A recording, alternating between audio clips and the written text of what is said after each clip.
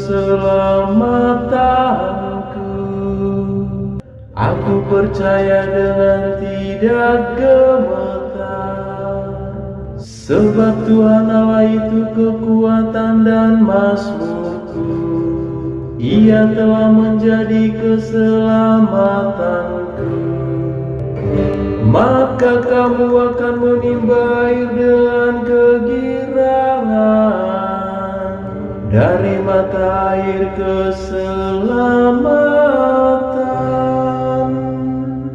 Tuhan, Dikaulah sumber air hidup.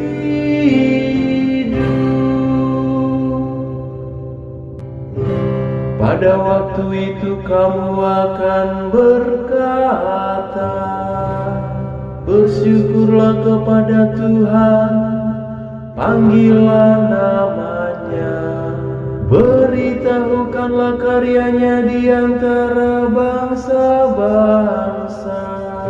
Masyurkanlah bahwa namanya tinggi luhur.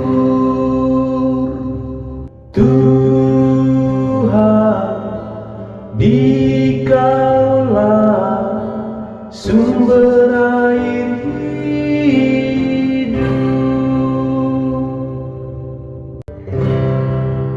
Bermazmurlah bagi Tuhan sebab mulia karyanya. Baiklah hal ini diketahui di seluruh bumi. Berserulah dan bersoraklah hai penduduk Sion, sebab yang Maha Kudus Allah Israel agung di tengah-tengahmu. Tuhan, Dikaulah sumber